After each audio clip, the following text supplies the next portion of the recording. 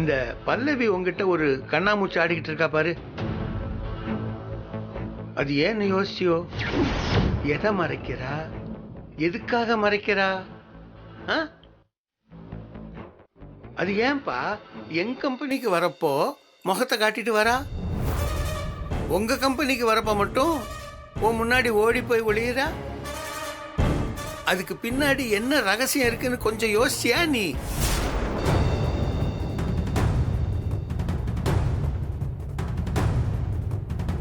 Sir, நான் நினைச்சிருந்தா என்னைக்கும் அவங்க முகத்தை பார்த்துருக்க முடியும். ஆனா நான் அவங்கள மாதிரி யாரையும் கட்டாயப்படுத்தி இல்ல மிரட்டியோ அவங்க பிரைவசியில் அத்துமீற ஆள் கிடையாது.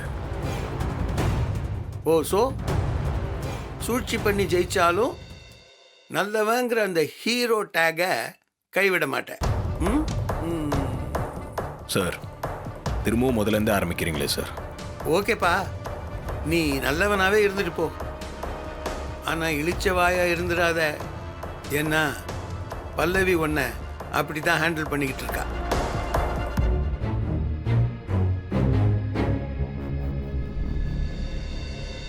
நிஜம் அதுதான் தம்பி.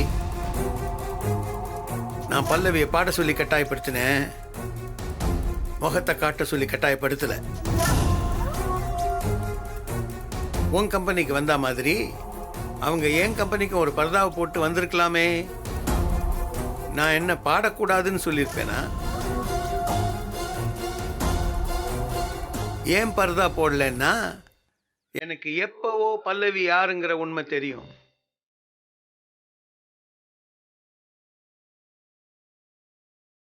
இப்போ என் கம்பெனியில் இருக்கிற வாட்ச்மேன் வரைக்கும் பல்லவி யாருங்கிறது தெரியும்.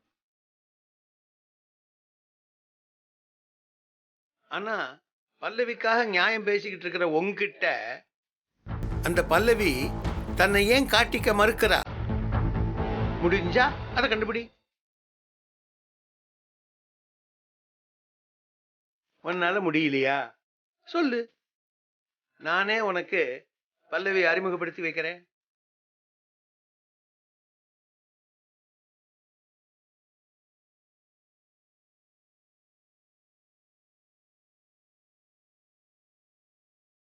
என்னப்பா பதிலே சொல்லாம பார்த்துக்கிட்டே இருக்க? இதை நான் உனக்கு சவாலாவே விடுறேன். உன்னால பல்லவி யாருன்னு கண்டுபிடிக்க முடியுமா? அதுவும் அந்த பொண்ணோட பிரைவசிக்கு எந்த பங்கமும் வராம கண்டுபிடிக்கணும். ஏன்னா நீதான் ரொம்ப நல்லவனாச்சே.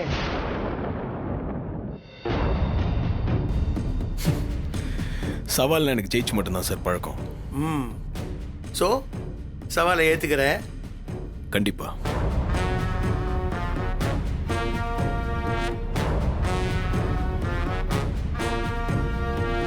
கூடிய சீக்கிரம் பல்லவி யாருன்னு நான் கண்டுபிடிக்கிறேன். கண்டுபிடி, எனக்கும் அதான் வேணும். ஏன்னா அவ யாருன்னு நீ கண்டுபிடிச்சாலும் நீ கஷ்டப்படுவ. அதை பார்த்து நான் சந்தோஷப்படுவேன். அப்படியா? அதையும் பார்த்துடலாம். பார்த்துடலாம். அப்புறம் இன்னொரு விஷயம் தம்பி, இதோ இதா இந்த நிமிஷத்துல கூட என்னால அந்த சீக்கிரட்டை உடைச்சிட முடியும். உடைச்சா நீ ஒடிஞ்சு போயிடுவ.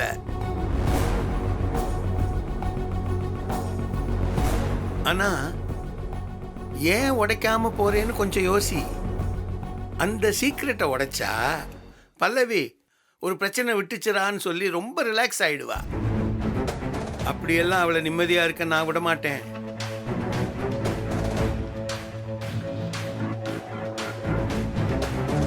ஏன்னா அவளும் எனக்கு ரொம்ப ஆட்டம் காட்டிட்டா. சேர்ந்து நீங்க சித்திரவதை அனுபவிக்கணும், அதை நான் பார்க்கணும். ஒரே கல்லுல ரெண்டு மாங்காங்கிறதுக்கு இதுதான் என் பர்ஃபெக்ட் எக்ஸாம்பிள்.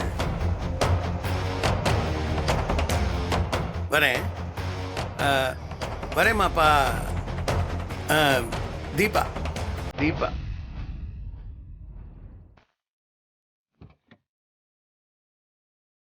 எடு வண்டிய.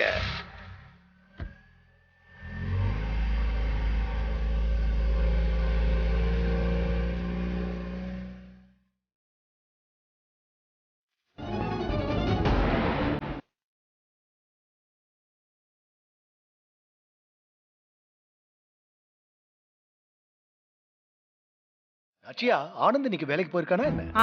ஆமாங்க. பொங்கல் போனஸ் எல்லாருக்கும் கொடுக்கணும்ல. கார்த்தி ஆடியோ கம்பெனி விஷயமா அலைஞ்சிட்டு இருக்கிறதுனால ஆனந்த் அருண் கூட அமைச்சிருக்கான். ஓ, காலையிலேயே கார்த்தி கொஞ்சம் பரபரப்பா தான் கிளம்புனான். இந்த மும்பை கான்ட்ராக்ட் விஷயமா தான் அவனுக்கும் சிதம்பரத்துக்கும் இன்னும் ஏதோ இஷ்யூ போயிட்டு இருக்கு போல் இருக்கு. ஏதாவது அதை பத்தி கார்த்தி கிட்ட கேட்டியா? இல்லங்க, பல்லவி பண்ண துரோகத்தை கார்த்தியால இன்னுமே மறக்க முடியல. அவனாவே அதுலேருந்து வெளியில வர வரைக்கும் டைம் கொடுத்துருவோன்னு நானும் எதையும் கேட்டுக்கல. மா தோ அருண் ஆனந்த் வந்துட்டாங்க. ஆ,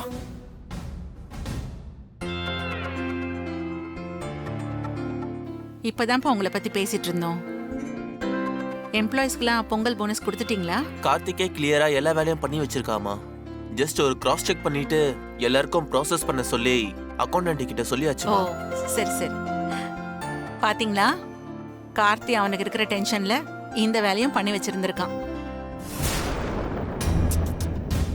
ஐயோ, இவ வந்ததை கவனிக்காம அத்தை வேற கார்த்தி பெருமையை பேசிட்டு இருக்காங்களே. மா கார்த்தி எப்பவுமே அப்படிதாம்மா. அவன் ஒரு மல்டி டாஸ்கர்மா. ஒரே நேரத்துல பல வேலையை செய்வான். எல்லாமே பக்காவாவும் இருக்கும். இதோ ஆரம்பிச்சுட்டானே, இவனெல்லாம் திருத்தவே முடியாது. மா இந்த காஸ்மெட்டிக்ஸ பத்தி அருணுக்கும் A to Z தெரிஞ்சிச்சுமா. நல்ல நாலேஜ் எல்லாம் கேதர் பண்ணி வச்சிருக்காமா. கார்த்திக் வரலனா கூட அருணே டேக் ஓவர் பண்ற அளவுக்கு இப்ப இருக்காமா. கேட்கவே ரொம்ப சந்தோஷமா இருக்குப்பா. என் பசங்க 3 பேரும் எப்பவுமே ஒத்துமையா இருக்கணும். அதே நேரத்துல தனித்தனியாவும் எல்லா சூழ்நிலையிலையும் சமாளிக்கிற திறமையோடவும் இருக்கணும். இததான் நானும் எதிர்பார்த்துட்டு இருக்கேன். ஆமாமா, ஆளை பார்த்ததும் வாயில வடை சுடுறேன்னு தான் எனக்கு நல்லா தெரியுதே. எனக்கு வச்சது சரியில்லைங்கிறப்போ உங்களை நொந்து என்னத்துக்கு? கார்த்தி தானே? ஆமா மாமா, கார்த்தியும் தீபாவும் தான் வராங்க.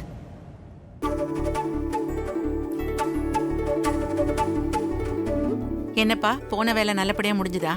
முடிஞ்சதுமா. என்னண்ணா, நீங்களும் இப்பதான் வந்தீங்களா? ஆமா கார்த்தி, போனஸ் எல்லாம் போட சொல்லியாச்சு. ஓகேண்ணா. என்னப்பா, மார்னிங் டென்ஷனா போனேன், இப்போ சந்தோஷமா இருக்குன்னு பாக்குறீங்களா? அதேதான்ப்பா. என்ன காரணம் வேணா இருக்கட்டும், நீ இப்படி ரிலாக்ஸா பேசுறத பார்க்கவே சந்தோஷமா இருக்கு. தீபா. சார். ஆ.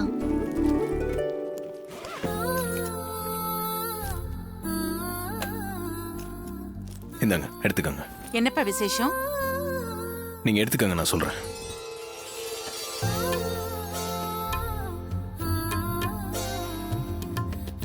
எதுக்கு இப்ப சாக்லேட் கொடுக்கறான்? ம் ம் அனி, எடுத்துக்கோங்க. எடுத்துக்கோ. கார்த்தி, சஸ்பென்ஸ் வைக்காம விஷயம் என்னன்னு சொல்லு. அந்த பாம்பே கான்ட்ராக்ட் நம்ம கம்பெனிக்கே கன்ஃபார்ம் ஆயிடுச்சுமா. ஆ,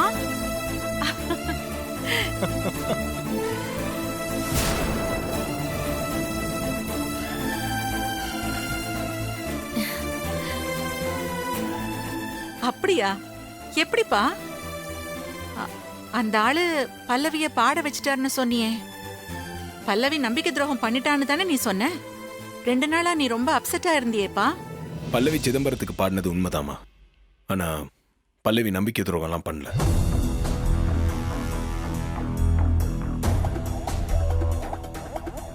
குழப்பறானே.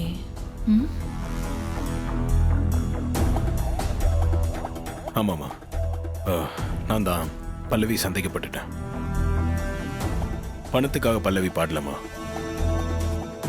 சிதம்பரம் என் உயிரை பணயமா வச்சு பல்லவியை மிரட்டியிருக்காரு. ரிசார்ட்ல படகு போட்டி நடந்துச்சுல,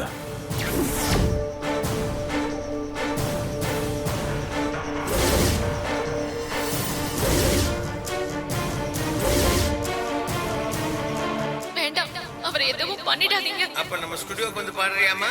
நான் வரேன், ஆனா அவரை எதுவும் பண்ணிட மாட்டீங்கல்ல? நான் தான் பக்கா ஜென்டில்மேன் சொல்லிட்டேன்ல.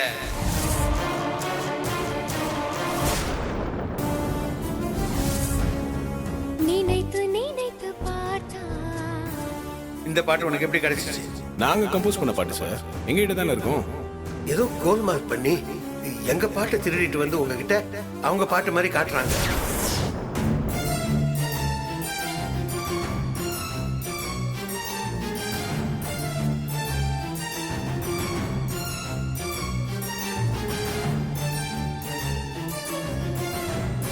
என் உயிரை காப்பாத்துறதுக்கு தாம்மா பல்லவி அவர் மிரட்டினதுக்கு பயந்து பாடியிருக்காங்க. எனக்கு மட்டும் பல்லவியை டக்குன்னு சந்தேகப்படவே தோணலப்பா. அதனால தான் என்னால நம்ப முடியலன்னு சொன்னேன். நீங்க எல்லாரும் திரும்ப திரும்ப சொன்னதுனால நானும் நம்பிட்டேன். ஏங்க பாத்தீங்களா, பணம் பத்தும் செய்யும்னு சொல்லி பல்லவியை பத்தி நீங்க என்னென்னமோ சொன்னீங்கல்ல. பணத்தை பெருசா நினைக்காதவங்களும் இருக்காங்கன்னு இப்ப புரியுதா உங்களுக்கு? பல்லவி மனசாட்சிக்கு கட்டுப்பட்ட பொண்ணுங்க.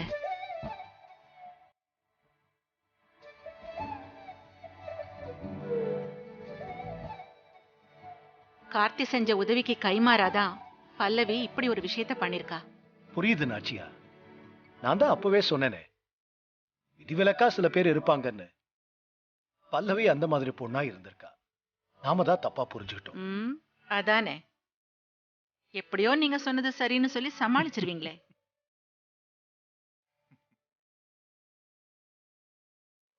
ஓவரா பண்ணாதீங்கடி. கடுப்புல இதோ இவதான் பல்லவின்னு சொல்லிட கிளிட போறேன். கார்த்தி, இதுல ஹைலைட் என்னன்னா, அந்த சிதம்பரத்தை அந்த ஆள் ரூட்லயே போய் மூக்க உடைச்ச பாத்தியா, அதாண்டா ஹைலைட்டு. அவனுக்கெல்லாம் அப்படிதான் கொடுக்கணும். இனிமே உன் ரூட்டுக்கு அவன் வரவே மாட்டான்.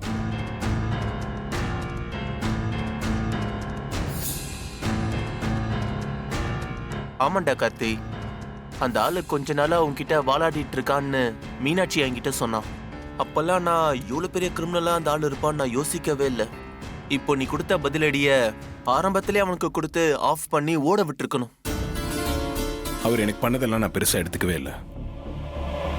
ஒரு அப்பாவி பொண்ணு இப்படி டார்ச்சர் பண்ணி பாட வச்சிருக்காருல்ல, இதுக்கு மேலேயும் நான் பொறுமையா இருந்தா தப்புன்னு தான் பதிலுக்கு இப்படி ஒரு விஷயத்த நான் பண்ணேன்.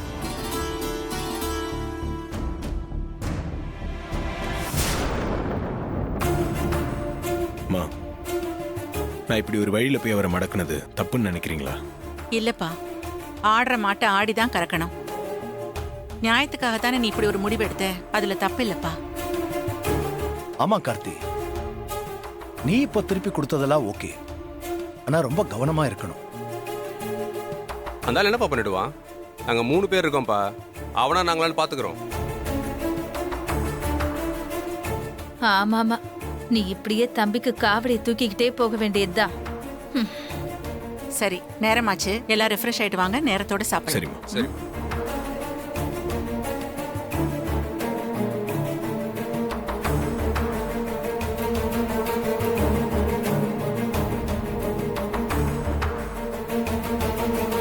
வீடே சந்தோஷமா இருக்கு. கார்த்திக் சார் பல்லவியோட முகத்தை ஊருக்கே அடையாளம் காட்ட போறதா அடுத்த சவாலை விட்டு வச்சிருக்காரே. கடவுளே, பல்லவி விஷயத்துக்கு ஒரு முடிவை கொண்டு வந்துட்டேன்னு எனக்கு தோணுது. எது நடந்தாலும் சரி, கார்த்திக் சார் கிட்ட இருந்து மட்டும் என்ன பிரிச்சிடாத.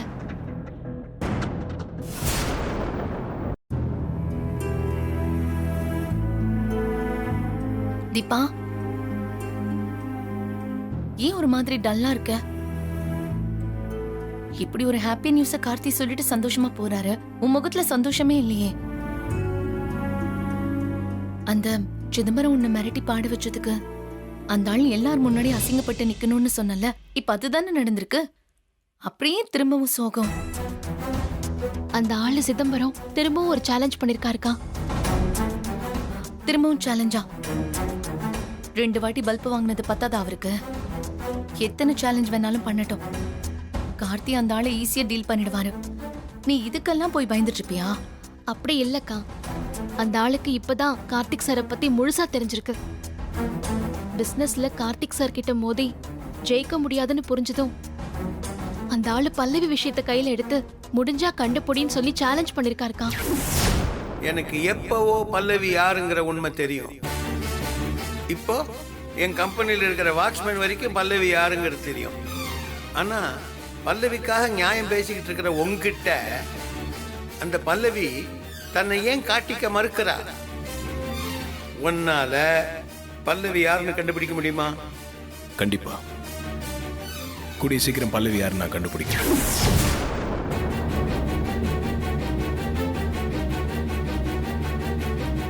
கார்த்திக் சார் நினைச்சிருந்தா எப்போவோ நான் தான் பல்லவிங்கிறத கண்டுபிடிச்சிருப்பாரு. ஆனா அடுத்தவங்களோட பிரைவசியில தலையிடக்கூடாதுங்கிற அவரோட கண்ணியத்தால மட்டும்தான் இத்தனை நாள் நான் தப்பிச்சிட்டு இருந்தேன்.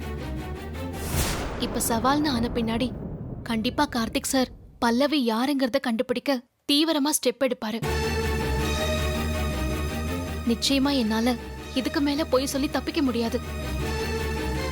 நானாவே அவர்கிட்ட எல்லா உண்மையும் சொல்லிட்டு இருந்தா சரி. அதுதான்க்கா எனக்கு சரியா தெரியுது. ஆனா சொல்ல தைரியம் வர மாட்டேங்குதுக்கா. கார்த்திக் சாரை பிரிஞ்சு என்னால எப்படிக்கா? அந்த மாதிரி எக்ஸ்ட்ரீமாலாம் நீ யோசிக்காத. விஷயத்த கேட்டதும் ஷாக்கிங்கா இருந்தாலும் அப்புறம் புரிஞ்சு கண்டிப்பா நேத்து பாரு தீபா. அவ அப்படி ஏத்துக்க வாய்ப்பு இருக்குன்னு யோசிச்சுதானே நானே இந்த உண்மையை கார்த்திகிட்ட சொல்ல முடியாம இருக்கேன். ஏத்துக்குவாருந்தாக்கா என் மனசுக்கும் தோணுது. ஆனா அன்னைக்கு ஆபீஸ்ல ஒரு பொண்ணு பண்ண சின்ன தப்புக்கே அந்த பொண்ணை வேலையை விட்டு அனுப்பிட்டாரு. அந்த மாதிரி என்ன மொத்தமா அவர் வாழ்க்கையை விட்டே என்ன போன்னு சொல்லிட்டா. அந்த சிச்சுவேஷனை நினைச்சாலே பயமா இருக்குக்கா. இப்படி ஒரு குழப்பத்தை மனசுல வச்சுக்கிட்டு நான் எப்படிக்கா சந்தோஷமா இருப்பேன்? இப்ப நான் என்னக்கா பண்றது? கண்டிப்பா பல்லவியை கண்டுபிடிக்கிறத பத்தி கார்த்திக் சார் என்கிட்ட கேட்பாரு. அதுக்கு நான் பதில்னு என்ன சொன்னாலும் பொய்யாதான் பேச வேண்டியிருக்கும். கார்த்திக் சாரோட வாழவும் ஆசைப்பட்டுக்கிட்டு இன்னொரு பக்கம் திரும்ப திரும்ப அவரை ஏமாத்திக்கிட்டு நான் என்னதான்க்கா பண்ணிட்டு இருக்கேன்? அப்படி நல்லவளா இருந்தா எங்கேயாவது சொல்லாம கொள்ளாம கிளம்பி போயிடு. தீபா நீ கவலைப்படாத. கடவுள் நிச்சயமா உன் பக்கம் தான் இருப்பாரு. இப்ப இந்த ரெக்கார்டிங் விஷயத்தையே எடுத்துக்கோ. கார்த்தி உயிரை காப்பாத்ததான் இப்படி ஒரு விஷயத்த பல்லவி பண்ணான்னு புரிய வைக்க கடவுளா பார்த்துதான் அந்த சவுண்ட் இன்ஜினியர் வந்து கார்த்திக் கிட்ட எல்லாம் உண்மையை சொல்ல வச்சிருக்காரு. சவுண்ட் இன்ஜினியரா? இது என்ன கதை? அந்த சவுண்ட் இன்ஜினியரோட வைஃபையும் குழந்தையையும் நீ காப்பாத்துற மாதிரி ஒரு சிச்சுவேஷன் யதார்த்தமாவா அமைஞ்சது?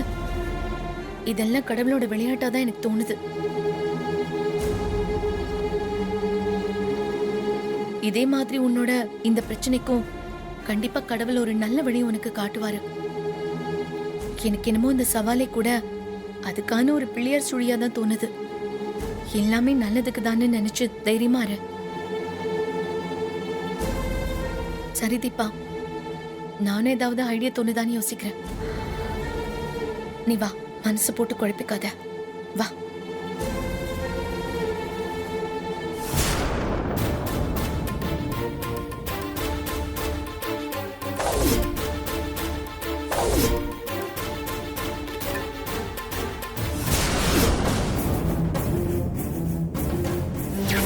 சாங்கை நான் ஃபுல்லாக முடிச்சிட்டு வந்திருக்கேன்.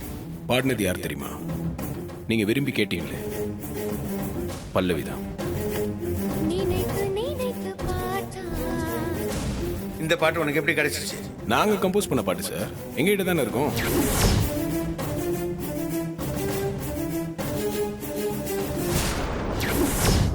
சார், அவரோட பாட்டுன்னா அது அவர்கிட்டே இருக்கும்ல. ஏதோ ப்ளே பண்ணுறேன்னு சொன்னாங்களே, பண்ண சொல்லுங்க.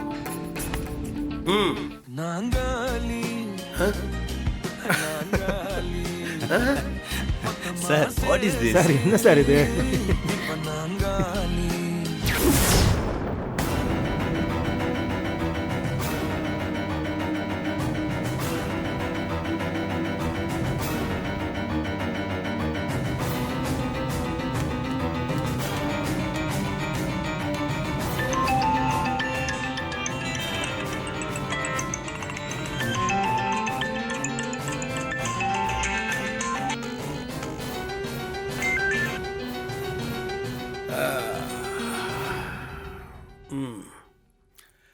என்னம்மா வீட்டில் என்ன ஒரே வெற்றி கொண்டாட்டமா?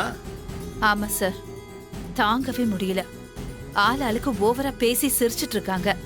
பார்க்கவே அவ்வளவு கடுப்பா இருக்கு. இருக்கட்டும் இருக்கட்டும். ஏதோ முதல் தடவை ஃப்ளூக்கில் ஜெயிச்சிட்டான்ட்டு நான் கொஞ்சம் அஜாக்கிரதையாக இருந்துட்டேன். அவனும் என்ன மாதிரியே கிரிமினலாக யோசிக்கிறாங்கிறது தெரிஞ்ச பிறகு அடுத்த அடி அவனுக்கு மரண அடியாக தான் இருக்கும். சார், இப்பவும் அவன் ஃப்ளூக்ல தான் சார் ஜெயிச்சிருக்கான். என்ன சொல்ற நீ? தீபா உங்களுக்கு பாடின பாட்டு கார்த்திக்கு எப்படி வந்துச்சுன்னு தெரியுமா? அதைத்தாம்மா ஒரு க்ளூ கூட கிடைக்காம நான் ரொம்ப நேரமா யோசிச்சுக்கிட்டு இருக்கேன். உங்க சவுண்ட் இன்ஜினியர் தான் சார்.